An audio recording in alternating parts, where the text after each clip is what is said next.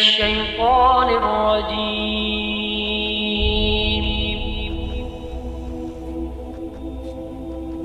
بسم الله الرحمن الرحيم.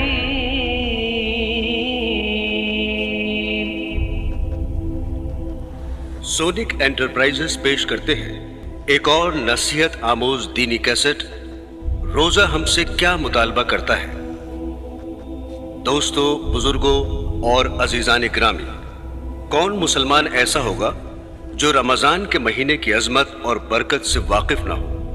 اللہ تعالیٰ نے یہ مہینہ اپنی عبادت کے لیے بنایا ہے اور نہ معلوم کیا کیا رحمتیں اللہ تعالیٰ اس مہینے میں اپنے بندوں کی طرف مبذول فرماتے ہیں. ہم اور آپ ان رحمتوں کا تصور بھی نہیں کر سکتے.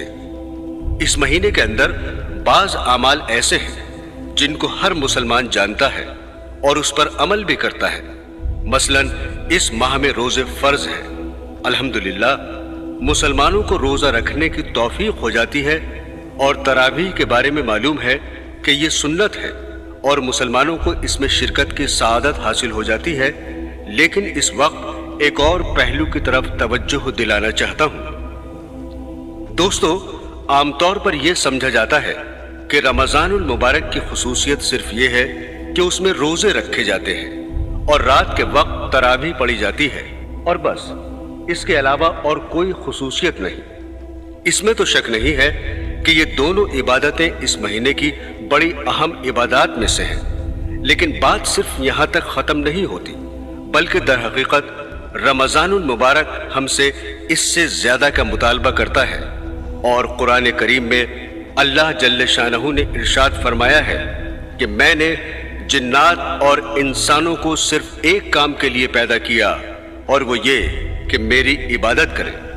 گویا اللہ تعالیٰ نے انسان کی تخلیق کا بنیادی مقصد یہ بتایا کہ وہ اللہ کی عبادت کرے.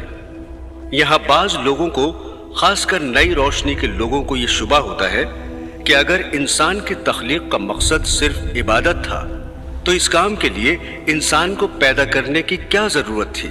یہ کام تو فرشتے پہلے سے بہت اچھی طرح انجام دے رہے تھے، اور وہ اللہ کی عبادت، تسبیح اور تقدیس میں لگے ہوئے تھے. یہی وجہ ہے کہ جب اللہ تعالیٰ نے حضرت آدم علیہ السلام کو تخلیق فرمانے کا ارادہ کیا اور فرشتوں کو بتایا کہ میں اس طرح کا ایک انسان پیدا کرنے والا ہوں، تو فرشتوں نے بے ساختہ یہ کہا کہ آپ ایک ایسے انسان کو پیدا کر رہے ہیں جو زمین میں فساد مچائے گا اور خون ریزی کرے گا، اور عبادت، تسبیح اور تقدیس ہم انجام دے رہے ہیں.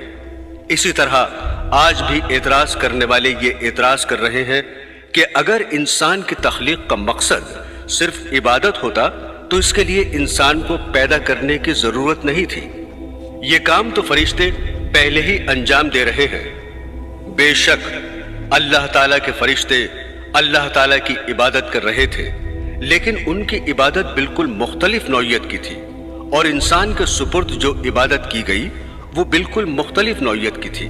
اس لیے کہ فرشتے جو عبادت کر رہے تھے ان کے مزاج میں اس کے خلاف کرنے کا امکان ہی نہیں تھا. وہ اگر چاہے کہ عبادت نہ کریں تو ان کے اندر عبادت چھوڑنے کی صلاحیت نہیں.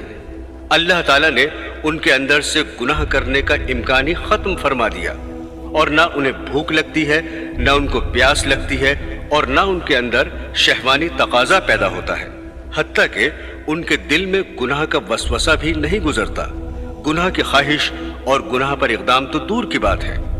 اس لیے اللہ تعالیٰ نے ان کی عبادت پر کوئی اجر و ثواب بھی نہیں رکھا، کیونکہ اگر فرشتے گناہ نہیں کر رہے ہیں تو اس میں ان کا کوئی کمال نہیں، اور جب کوئی کمال نہیں تو پھر جنت والا اجر و ثواب بھی مرتب نہیں ہوگا.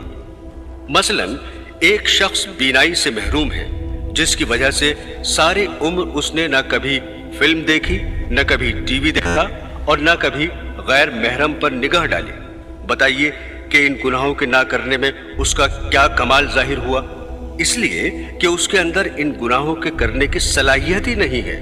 لیکن ایک دوسرا شخص جس کی بینائی بالکل ٹھیک ہے، جو چیز چاہے دیکھ سکتا ہے، لیکن دیکھنے کی صلاحیت موجود ہونے کے باوجود جب کسی غیر محرم کی طرف دیکھنے کا تقاضا دل میں پیدا ہوتا ہے وہ فوراً اللہ تعالیٰ کے خوف سے نگاہ نیچی کر لیتا ہے۔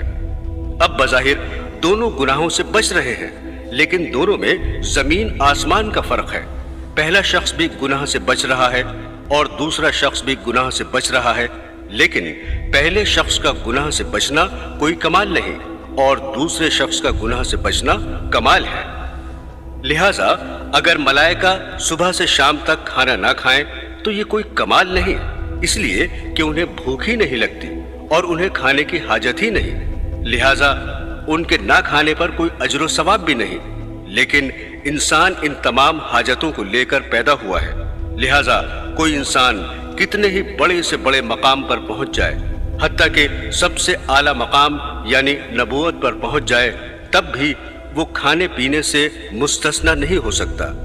چنانچہ کفار نے انبیاء پر یہی اعتراض کیا جس کے بارے میں قرآن پاک میں ارشاد ہوا، یہ رسول کیسے ہیں جو کھانا بھی کھاتے ہیں اور بازاروں میں چلتے پھرتے بھی ہیں۔ تو برادران اسلام، کھانے کا تقاضا انبیاء کے ساتھ بھی لگا ہوا ہے۔ اب اگر انسان کو بھوک لگ رہی ہے لیکن اللہ کے حکم کی وجہ سے کھانا نہیں کھا رہا ہے تو یہ کمال کی بات ہے۔ اس لیے اللہ تعالیٰ نے فرشتوں سے فرمایا کہ میں ایک ایسی مخلوق پیدا کر رہا ہوں جس کو بھوک بھی لگے گی، پیاس بھی لگے گی اور اس کے اندر شہوانی تقاضے بھی پیدا ہوں گے اور گناہ کرنے کے دائیں بھی ان کے اندر پیدا ہوں گے، لیکن جب گناہ کا دائیں پیدا ہوگا اس وقت وہ مجھے یاد کر لے گا اور مجھے یاد کر کے اپنے نفس کو اس گناہ سے بچا لے گا۔ اس کی یہ عبادت اور گناہ سے بچنا ہمارے یہاں قدر و قیمت رکھتا ہے، اور جس کا اجر و ثواب اور بدلہ دینے کے لیے ہم نے جنت تیار کر رکھی ہے، اس لیے کہ اس کے دل میں داعیہ اور تقاضا ہو رہا ہے اور خواہشات پیدا ہو رہی ہیں اور گناہ کے محرکات سامنے آ رہے ہیں، لیکن یہ انسان ہمارے خوف اور ہماری عظمت کے تصور سے اپنی آنکھ کو گناہ سے بچا لیتا ہے، اپنے کان کو گناہ سے بچا لیتا ہے، اپنی زبان کو گناہ سے بچا لیتا ہے اور گناہوں کی طرف اٹھتے ہوئے قدموں کو روک لیتا ہے تاکہ میرا اللہ مجھ سے ناراض نہ ہو جائے۔ یہ عبادت فرشتوں کے بس میں نہیں تھی، اس عبادت کے لیے انسان کو پیدا کیا گیا۔ برادران اسلام، حضرت یوسف علیہ السلام کو جو فتنہ زلیخا کے مقابلے میں پیش آیا، کون مسلمان ایسا ہے جو اس کو نہیں جانتا؟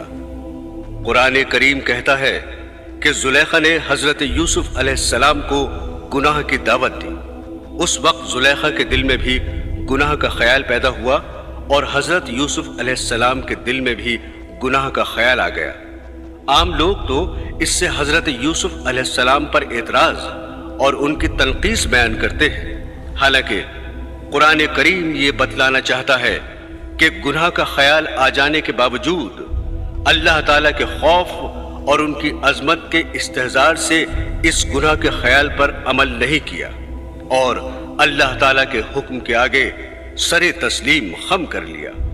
لیکن اگر گناہ کا خیال بھی دل میں نہ آتا اور گناہ کرنے کی صلاحیت ہی نہ ہوتی اور گناہ کا تقاضا ہی پیدا نہ ہوتا تو پھر 1000 مرتبہ زلیخا گناہ کی دعوت دے، پھر تو کمال کی کوئی بات نہیں تھی۔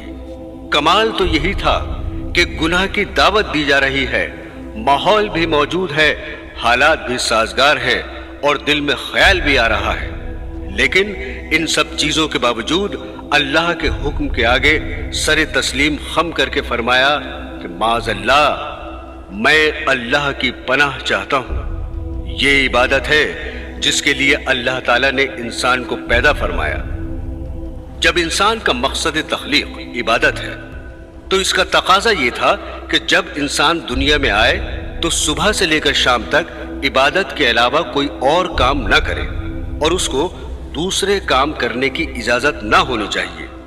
چنانچہ دوسری جگہ قرآن کریم نے فرمایا ہے کہ اللہ تعالیٰ نے مومنوں سے ان کی جانیں اور ان کے مال خرید لیے اور اس کا معاوضہ یہ مقرر فرمایا کہ آخرت میں ان کو جنت ملے گی۔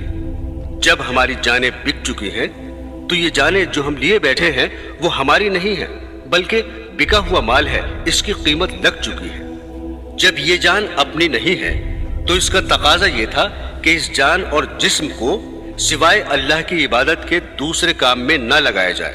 لہٰذا اگر ہمیں اللہ تعالیٰ کی طرف سے یہ حکم دیا جاتا ہے کہ تمہیں صبح سے شام دوسرے کام کرنے کی اجازت نہیں، بس صرف سجدے میں پڑے رہا کرو اور اللہ اللہ کیا کرو، دوسرے کاموں کی اجازت نہیں، نہ کمانے کی اجازت ہے نہ کھانے کی اجازت ہے، تو یہ حکم انصاف کے خلاف نہ ہوتا، اس لیے کہ پیدا ہی عبادت کے لیے کیا گیا۔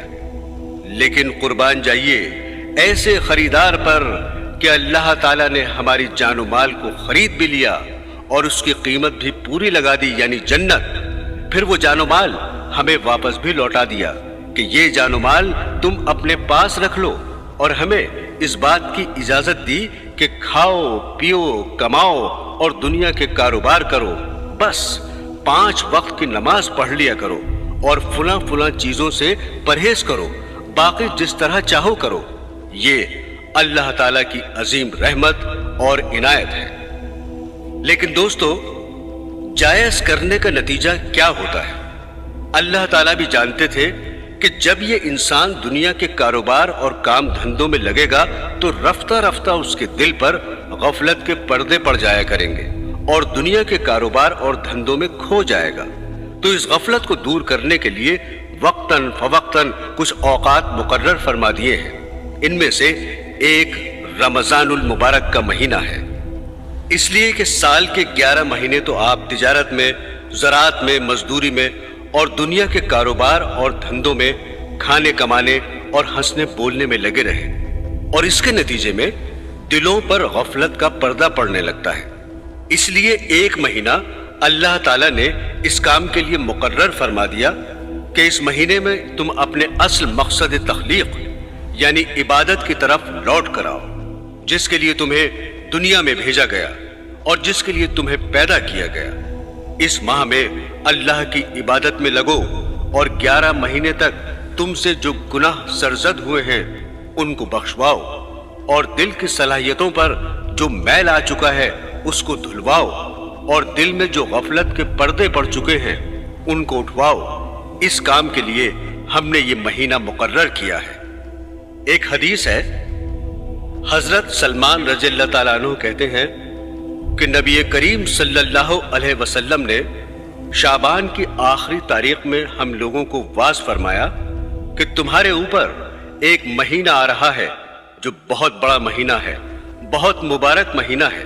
اس میں ایک رات ہے شب قدر جو ہزاروں مہینوں سے بڑھ کر ہے۔ اللہ تعالیٰ نے اس کے روزے کو فرض فرمایا اور اس کے رات کے قیام یعنی تراویح کو ثواب کی چیز بنایا ہے۔ جو شخص اس مہینے میں کسی نیکی کے ساتھ اللہ کا قرب حاصل کرے، ایسا ہے جیسا کہ غیر رمضان میں فرض ادا کیا، اور جو شخص اس مہینے میں کسی فرض کو ادا کرے وہ ایسا ہے جیسا کہ غیر رمضان میں 70 فرض ادا کرے۔ یہ مہینہ صبر کا ہے اور صبر کا بدلہ جنت ہے، اور یہ مہینہ لوگوں کے ساتھ غمخواری کرنے کا ہے۔ اس مہینے میں مومن کا رزق بڑھا دیا جاتا ہے۔ جو شخص کسی روزہ دار کا روزہ افطار کرائے اس کے لیے گناہوں کے معاف ہونے اور آگ سے خلاصی کا سبب ہوگا، اور روزہ دار کے ثواب کی مانند اس کو ثواب ہوگا، مگر اس روزہ دار کے ثواب سے کچھ کم نہیں کیا جائے گا۔ صحابہ نے عرض کیا، یا رسول اللہ، ہم میں سے ہر شخص تو اتنی وسعت نہیں رکھتا کہ روزہ دار کو افطار کرائے۔ تو آپ صلی اللہ علیہ وسلم نے فرمایا کہ پیٹ بھر کھلانے پر موقوف نہیں، یہ ثواب تو اللہ جل شانہ ایک کھجور سے کوئی افطار کرا دے یا ایک گھونٹ پلا دے یا ایک گھونٹ لسی پلا دے، اس پر بھی مرحمت فرماتے ہیں۔ یہ ایسا مہینہ ہے کہ اس کا اول حصہ اللہ کی رحمت ہے اور درمیانی حصہ مغفرت ہے اور آخری حصہ آگ سے آزادی ہے۔ جو شخص اس مہینے میں ہلکا کر دے اپنے غلام و خادم کے بوجھ کو، حق تعالی جل شانہ اس کی مغفرت فرماتے ہیں اور آگ سے آزادی فرماتے ہیں۔ اور 4 چیزوں کی اس میں کثرت رکھا کرو، جن میں سے 2 چیزیں اللہ تعالیٰ کی رضا کے واسطے اور 2 چیزیں ایسی ہیں کہ جن سے تمہیں چارہ کار نہیں۔ पहली दो चीजें जिनसे तुम अपने रब को राजी करो वो कलमा तैयबा और इस्तगफार की कसरत है, और दूसरी दो चीजें ये हैं कि जन्नत की तलब करो और आग से पनाह मांगो। जो शख्स किसी रोजादार को पानी पिलाए, हक ताला कयामत के दिन मेरी हौज से उसको ऐसा पानी पिलाएंगे जिसके बाद जन्नत में दाखिल होने तक प्यास नहीं लगेगी। अजीजान गिरामी, लफ्ज़ रमजान मीम के सुकून के साथ हम गलत इस्तेमाल करते हैं। सही लफ्ज रमजान मीम के जबर के साथ है, और रमजान के लोगों ने बहुत से मानी बयान किए हैं, लेकिन असल अरबी जबान में रमजान के मानी है झुलसा देने वाला और जला देने वाला। और इस माह का ये नाम इसलिए रखा गया कि सबसे पहले जब इस माह का नाम रखा जा रहा था उस साल ये महीना शदीद झुलसा देने वाला गर्मी में आया था, इसलिए लोगों ने इसका नाम रमजान रख दिया। लेकिन उलमा ने फरमाया कि इस माह को रमजान इसलिए कहा जाता है कि इस महीने में अल्लाह ताला अपनी रहमत से, अपने फजल व करम से बंदों के गुनाहों को झुलसा देते हैं, जला देते हैं। इस मकसद के लिए अल्लाह ताला ने यह महीना मुकर्रर फरमाया। 11 महीने दुनियावी कारोबार, दुनियावी धंधों में लगे रहने के नतीजे में गफलतें दिल पर छा गईं, और इस अरसे में जिन गुनाहों और खताओं का इर्तिकाब हुआ उनको अल्लाह ताला के हुजूर हाजिर होकर उन्हें बख्शवा लो और गफलत के पर्दों को दिल से उठा दो ताकि जिंदगी का एक नया दौर शुरू हो जाए। इसलिए कुरान करीम ने फरमाया कि ये रोजे तुम पर इसलिए फर्ज किए गए हैं ताकि तुम्हारे अंदर तकवा पैदा हो जाए। तो रमजान के महीने का असल मकसद ये है कि साल भर के गुनाहों को बख्शवाना और गफलत के हिजाब दिल से उठाना और दिलों में तकवा पैदा करना। जैसे किसी मशीन को जब कुछ अरसे इस्तेमाल किया जाए तो उसके बाद उसकी सर्विस करानी पड़ती है, उसकी सफाई करानी होती है। इसी तरह अल्लाह ताला ने इंसान की सर्विस और ओवरहॉलिंग के लिए ये रमजानुल मुबारक का महीना मुकर्रर फरमाया ताकि इस महीने में अपनी सफाई कराओ और अपनी जिंदगी को एक नई शक्ल दो। अजीजान गिरामी, सिर्फ रोजा रखने और तरावी पढ़ने की हद तक बात खत्म नहीं होती, बल्कि इस महीने का तकाजा ये है कि इंसान अपने आप को इस महीने में दूसरे कामों से फारिग कर ले, इसलिए कि 11 महीने तक जिंदगी के दूसरे काम धंधों में लगे रहे। लेकिन ये महीना इंसान के लिए उसकी असल मकसद तख्लीक की तरफ लौटने का महीना है। इसलिए इस महीने के तमाम औकात, वरना कम से कम अक्सर औकात, या जितना ज्यादा से ज्यादा हो सके अल्लाह की इबादत में सर्फ करे, और इसके लिए इंसान को पहले से तैयार होना चाहिए और इसका पहले से प्रोग्राम बनाना चाहिए। आजकल आलम इस्लाम में एक बात चल पड़ी है जिसकी इब्तिदा अरब मुमालिक खासकर मिस्र और शाम से हुई और फिर दूसरे मुल्कों में भी राइज हो गई और हमारे यहाँ भी आ गई है। वो ये है कि रमजान शुरू होने से पहले कुछ महफिलें मुनक्किद होती हैं जिनका नाम महफिले इस्तकबाले रमजान रखा जाता है, जिसमें रमजान से 1-2 दिन पहले एक इज्तिमा मुनक्किद किया जाता है और उसमें कुरान करीम और तकरीर और वाज रखा जाता है, जिसका मकसद लोगों को ये बतलाना होता है कि हम रमजानुल मुबारक का इस्तकबाल कर रहे हैं और उसको खुश आमदेद कह रहे हैं। रमजानुल मुबारक के इस्तकबाल का ये जज्बा बहुत अच्छा है, लेकिन यही अच्छा जज्बा जब आगे बढ़ता है तो कुछ अरसे के बाद बिदअत की शक्ल इख्तियार कर लेता है। चुनाचे बाज जगहों पर इस इस्तकबाल की महफिल ने बिदअत की शक्ल इख्तियार कर ली, लेकिन रमजानुल मुबारक का असल इस्तकबाल ये है कि रमजान आने से पहले अपने निजामुल औकात बदल कर ऐसा बनाने की कोशिश करो कि उसमें ज्यादा से ज्यादा वक्त अल्लाह जल्ले शानहू की इबादत में सर्फ हो।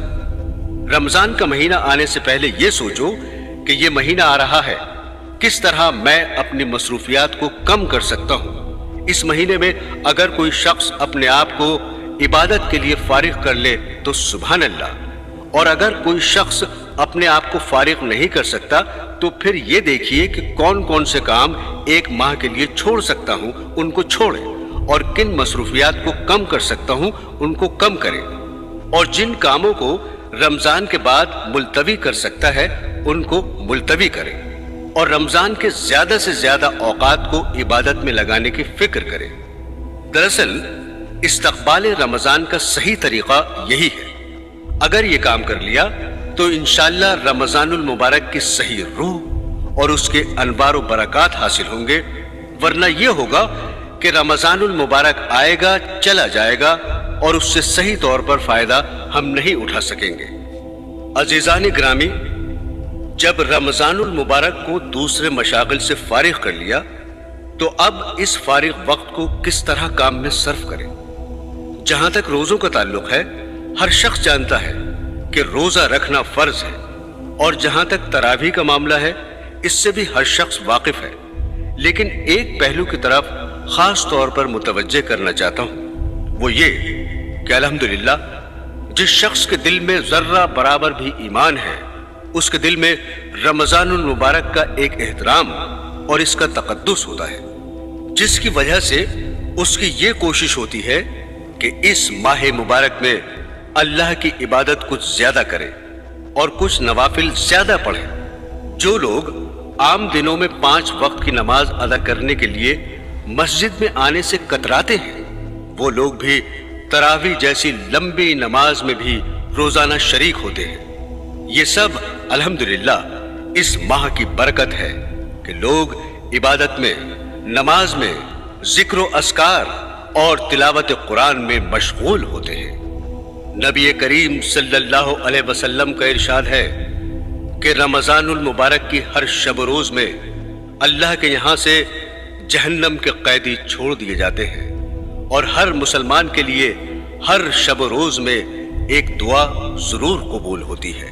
برادران اسلام، نفلی نمازوں، نفلی عبادات، نفلی ذکر و اذکار اور نفلی تلاوت قرآن کریم سے زیادہ مقدم ایک اور چیز ہے جس کی طرف توجہ نہیں جاتی ہے، وہ یہ ہے کہ اس مہینے کو گناہوں سے پاک کر کے گزارنا، کہ اس ماہ میں ہم سے کوئی گناہ سرزد نہ ہو۔ اس مبارک مہینے میں آنکھ نہ بہکے، نظر غلط جگہ پر نہ پڑے، کان غلط چیزیں نہ سنے، زبان سے کوئی غلط کلمہ نہ نکلے، اور اللہ تبارک و تعالیٰ کی معصیت سے مکمل اجتناب ہو۔ یہ مبارک مہینہ اگر اس طرح گزار لیا، پھر چاہے ایک نفلی رکعت نہ پڑھی ہو اور تلاوت زیادہ نہ کی ہو اور نہ ذکر و اذکار کیا ہو، لیکن گناہوں سے بچتے ہوئے، اللہ کی معصیت اور نافرمانی سے بچتے ہوئے یہ مہینہ گزار دیا، تو آپ قابل مبارکباد ہیں، اور یہ مہینہ آپ کے لیے مبارک ہے۔ 11 مہینے تک ہر قسم کے کام میں مبتلا رہتے ہیں، اور یہ اللہ تبارک و تعالیٰ کا ایک مہینہ آ رہا ہے، کم از کم اس کو تو گناہوں سے پاک کر لو، اس میں تو اللہ تعالیٰ کی نافرمانی نہ کرو، اس میں تو کم از کم جھوٹ نہ بولو، اس میں تو غیبت نہ کرو، اس میں تو بد نگاہی کے اندر مبتلا نہ ہو، اس مبارک مہینے میں تو کانوں کا غلط استعمال نہ کرو، اس میں تو رشوت نہ کھاؤ، اس میں سود نہ کھاؤ، کم از کم ایک مہینہ اس طرح گزار لو۔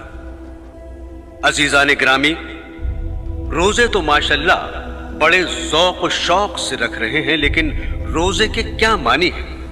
روزے کے معنی یہ ہیں کہ کھانے سے اجتناب کرنا، پینے سے اجتناب اور نفسانی خواہشات کی تکمیل سے اجتناب کرنا۔ روزے میں ان تینوں چیزوں سے اجتناب ضروری ہے۔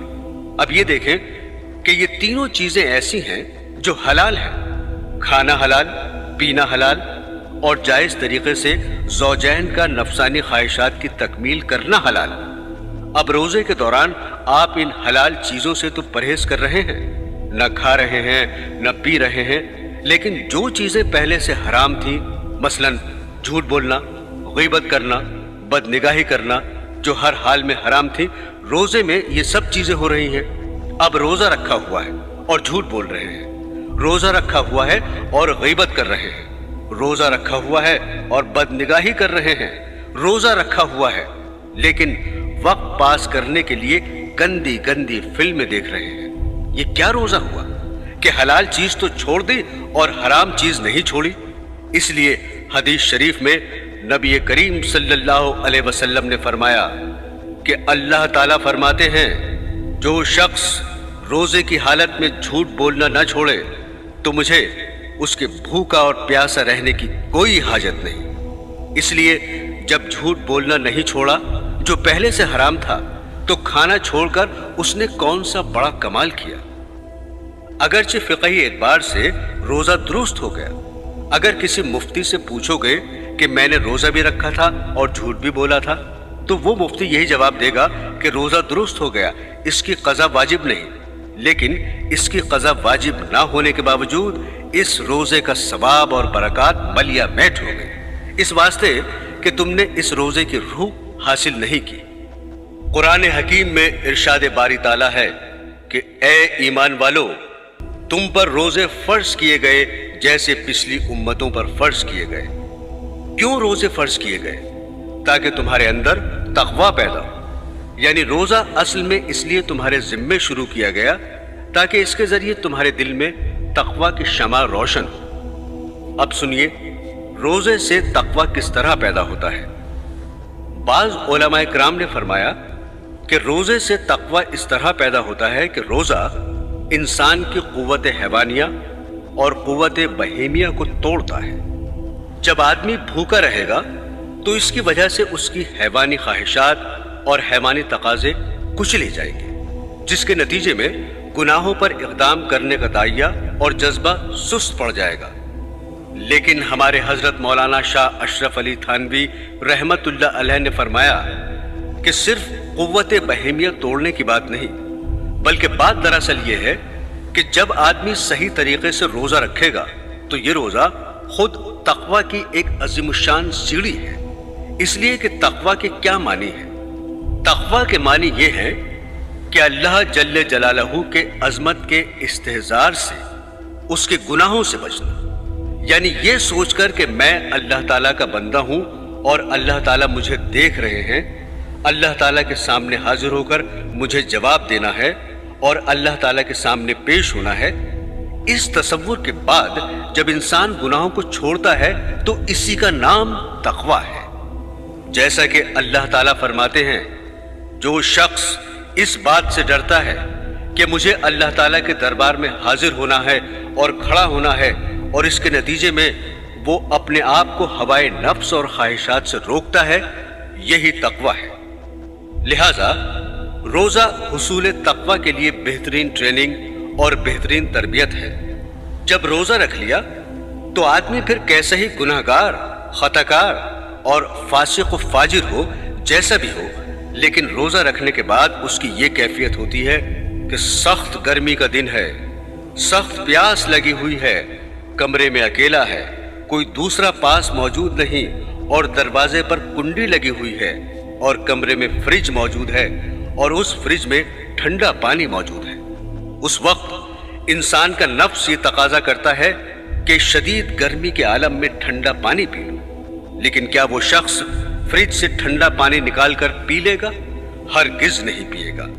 हालांकि अगर वो पानी पी ले तो किसी भी इंसान को कानो कान खबर ना होगी, कोई लानत और मलामत करने वाला नहीं होगा, और दुनिया वालों के सामने वो रोजादार ही रहेगा, और शाम को बाहर निकलकर आराम से लोगों के साथ अफ्तारी खा ले तो किसी शख्स को भी पता नहीं चलेगा कि उसने रोजा तोड़ दिया है। लेकिन इस सब के बावजूद वो पानी नहीं पीता है। क्यों नहीं पीता? पानी ना पीने की इसके अलावा कोई और वजह नहीं है कि वो ये सोचता है कि अगरचे कोई मुझे नहीं देख रहा है, लेकिन मेरा मालिक जिसके लिए मैंने रोजा रखा है वो तो मुझे देख रहा है।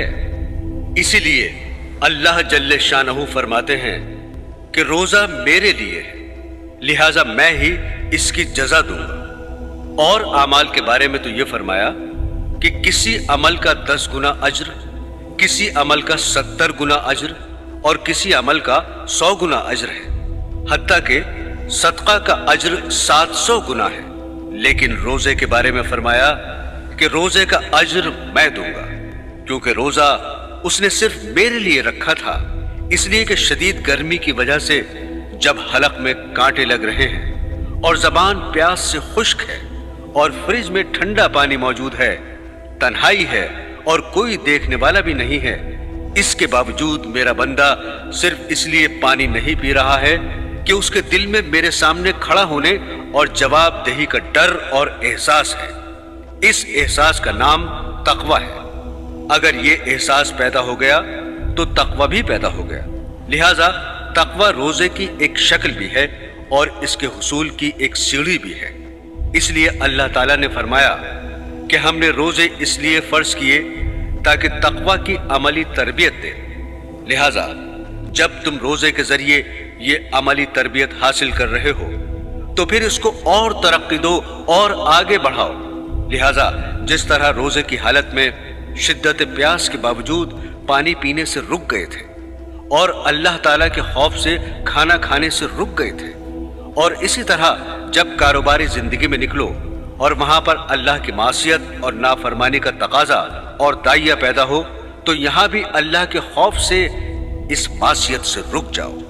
لہذا 1 مہینے کے لیے ہم تمہیں ایک تربیتی کورس سے گزار رہے ہیں، اور یہ تربیتی کورس اس وقت مکمل ہوگا جب کاروباری زندگی میں ہر موقع پر اس پر عمل کرو، ورنہ اس طرح یہ تربیتی کورس مکمل نہیں ہوگا کہ اللہ کے خوف سے پانی پینے سے تو رک گئے اور جب کاروباری زندگی میں نکلے تو پھر آنکھ غلط جگہ پر پڑ رہی ہے، کان بھی غلط باتیں سن رہے ہیں، زبان سے بھی غلط باتیں نکل رہی ہیں۔ اس طرح تو یہ کورس مکمل نہیں ہوگا۔ عزیزان گرامی، جس طرح علاج ضروری ہے اسی طرح پرہیز بھی ضروری ہے۔ اللہ تعالیٰ نے روزہ اس لیے رکھوایا تاکہ تمہارے اندر تقوی پیدا ہو، لیکن تقوی اس وقت پیدا ہوگا جب اللہ کی نافرمانیوں اور معصیتوں سے پرہیز کرو گے۔ مثلا کمرے کو ٹھنڈا کرنے کے لیے آپ نے اس میں ایئر کنڈیشن لگایا، اور ایئر کنڈیشن کا تقاضا یہ ہے کہ وہ پورے کمرے کو ٹھنڈا کر دے۔ اب آپ نے اس کو آن کر دیا، لیکن ساتھ ہی اس کمرے کی کھڑکیاں اور دروازے کھول دیے۔ ادھر سے ٹھنڈک آ رہی ہے اور ادھر سے نکل رہی ہے، لہٰذا کمرہ ٹھنڈا نہیں ہوگا۔ بالکل اسی طرح یہ سوچئے کہ روزہ کا ایئر کنڈیشن تو آپ نے لگا دیا، لیکن ساتھ ہی دوسری طرف اللہ کی نافرمانی اور معصیتوں کے دروازے اور کھڑکیاں کھول دی۔ اب بتائیے ایسے دروازے سے کوئی فائدہ حاصل ہوگا؟ اسی طرح روزے کے اندر یہ حکمت کہ اس کا مقصد قوت بہیمیہ توڑنا ہے، یہ بات کی حکمت ہے۔ اصل مقصد یہ ہے کہ ان کے حکم کی اتباع ہو، اور سارے دین کا دار و مدار اللہ اور اللہ کے رسول کے حکم کی اتباع ہے۔ وہ جب کہیں کہ کھاؤ اس وقت کھانا دین ہے، اور جب وہ کہیں کہ مت کھاؤ اس وقت نہ کھانا دین ہے۔ اللہ تعالیٰ نے اپنی اطاعت اور اپنی اتباع کا عجیب نظام بنایا ہے کہ سارا دن تو روزہ رکھنے کا حکم دیا اور اس پر بڑا اجر و ثواب رکھا، لیکن ادھر آفتاب غروب ہوا، ادھر یہ حکم آ گیا کہ اب جلدی افطار کرو، کیونکہ بلا وجہ افطار میں تاخیر کرنا مکروہ اور ناپسندیدہ ہے۔ کیوں ناپسندیدہ ہے؟ اس لیے کہ جب آفتاب غروب ہو گیا تو اب ہمارا یہ حکم آ گیا کہ اب بھی اگر نہیں کھاؤ گے اور بھوکے رہو گے تو یہ بھوک کی حالت ہمیں پسند نہیں۔ اس لیے کہ اصل کام ہماری اتباع کرنا ہے، اپنا شوق پورا نہیں کرنا ہے۔ دوستو، عام حالات میں دنیا کی کسی چیز کی حرص اور ہوس بہت بری چیز ہے، لیکن جب وہ کہیں کہ حرص کرو تو پھر حرص ہی میں لطف اور مزہ ہے۔ کسی نے کیا خوب کہا ہے، جب سلطان دین یہ چاہ رہے ہیں کہ میں حرص اور طمع کروں تو پھر قناعت کے سر پر خاک، پھر قناعت میں مزہ نہیں ہے، پھر تو طمع اور حرص میں مزہ ہے۔ یہ افطار میں جلدی کرنے کا حکم اسی وجہ سے ہے۔ غروب آفتاب سے پہلے تو یہ حکم تھا، ایک ذرہ بھی اگر منہ میں چلا گیا تو گناہ بھی لازم اور کفارہ بھی لازم۔ مثلا 7 بجے آفتاب غروب ہو رہا تھا، اب اگر کسی شخص نے 6:59 پر ایک چنے کا دانہ کھا لیا، اب بتائیے کہ روزے میں کتنی کمی آئی؟ صرف 1 منٹ کی کمی آئی، 1 منٹ کا روزہ توڑا، لیکن اس 1 منٹ کے روزے کے کفارے میں 60 دن کے روزے رکھنے واجب ہیں۔ اس لیے کہ بات صرف ایک چنے اور 1 منٹ کی نہیں ہے، بات دراصل یہ ہے کہ اس نے ہمارا حکم توڑا۔ ہمارا حکم یہ تھا کہ جب تک آفتاب غروب نہ ہو جائے اس وقت تک کھانا جائز نہیں، لیکن تم نے یہ حکم توڑ دیا، لہٰذا اب 1 منٹ کے بدلے میں 60 دن کے روزے رکھو۔ اور پھر جیسے ہی آفتاب غروب ہو گیا تو یہ حکم آ گیا اب جلدی کھاؤ، اگر بلا وجہ تاخیر کر دی تو گناہ ہوگا۔ کیوں؟ اس واسطے کہ ہم نے حکم دیا تھا کہ کھاؤ، اب کھانا ضروری ہے۔ لیکن میرے عزیزو، سحری کے بارے میں حکم یہ ہے کہ سحری تاخیر سے کھانا افضل ہے، جلدی کھانا خلاف سنت ہے۔ بعض لوگ رات کو 12 بجے سحری کھا کر سو جاتے ہیں، یہ خلاف سنت ہے۔ چنانچہ صحابہ کرام کا بھی یہی معمول تھا کہ بالکل آخری وقت تک کھاتے رہتے تھے، اس واسطے کہ یہ وہ وقت ہے جس میں اللہ تعالیٰ کی طرف سے نہ صرف یہ کہ کھانے کی اجازت ہے بلکہ کھانے کا حکم ہے۔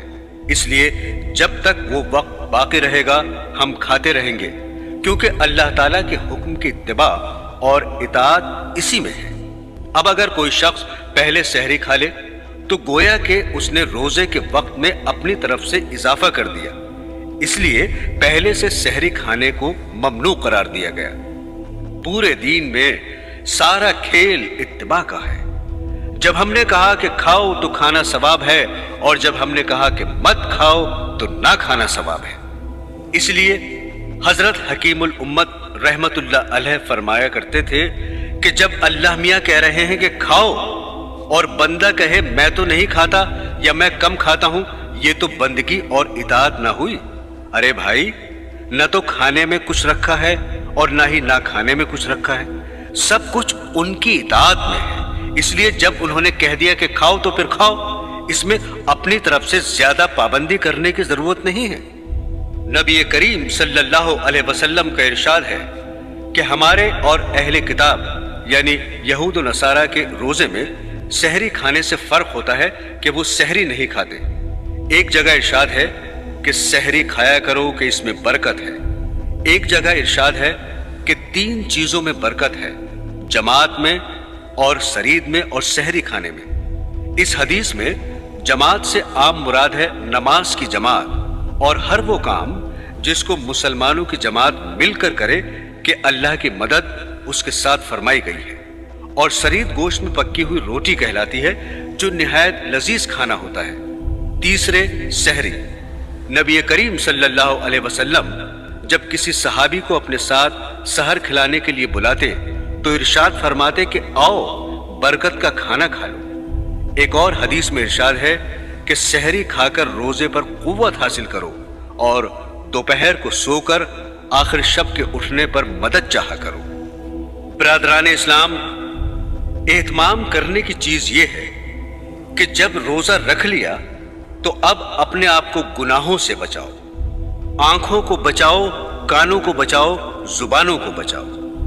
ایک رمضان کے موقع پر ایک بزرگ دین نے فرمایا کہ میں ایک ایسی بات کہتا ہوں جو کوئی اور نہیں کہے گا، وہ یہ کہ اپنے نفس کو اس طرح بہلاؤ اور اس سے عہد کر لو کہ 1 مہینہ بغیر گناہ کے گزار لو۔ جب یہ 1 مہینہ گزر جائے تو پھر تیرا جو جی چاہے کرنا۔ چنانچہ فرماتے ہیں کہ اللہ تعالیٰ کی رحمت سے امید ہے کہ جب یہ 1 مہینہ بغیر گناہ کے گزر جائے گا تو پھر اللہ تعالیٰ خود اس کے دل میں گناہ چھوڑنے کا داعیہ پیدا فرما دیں گے۔ لیکن یہ عہد کر لو کہ یہ اللہ کا مہینہ آ رہا ہے، یہ عبادت کا مہینہ ہے، یہ تقوی پیدا کرنے کا مہینہ ہے، ہم اس میں گناہ نہیں کریں گے، اور ہر شخص اپنے گریبان میں منہ ڈال کر دیکھے کہ وہ کن گناہوں میں مبتلا ہے، پھر ان سب کے بارے میں یہ عہد کر لے کہ میں ان میں مبتلا نہیں ہوں گا۔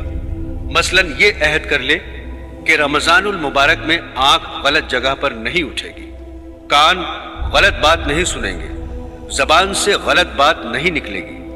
یہ تو کوئی بات نہ ہوئی کہ روزہ بھی رکھا ہوا ہے اور فواحشات کو آنکھ سے دیکھ رہے ہیں اور اس سے لطف اندوز ہو رہے ہیں۔ دوسری اہم بات جو وہ حضرت رحمت اللہ علیہ فرماتے تھے کہ کم از کم اس 1 مہینے میں تو رزق حلال کا اہتمام کر لو، جو لقمہ آئے وہ حلال کا آئے، کہیں ایسا نہ ہو کہ روزہ تو اللہ کے لیے رکھا اور اس کو حرام چیز سے افطار کر رہے ہیں، سود پر افطار ہو رہا ہے یا رشوت پر افطار ہو رہا ہے یا حرام آمدنی پر افطار ہو رہا ہے۔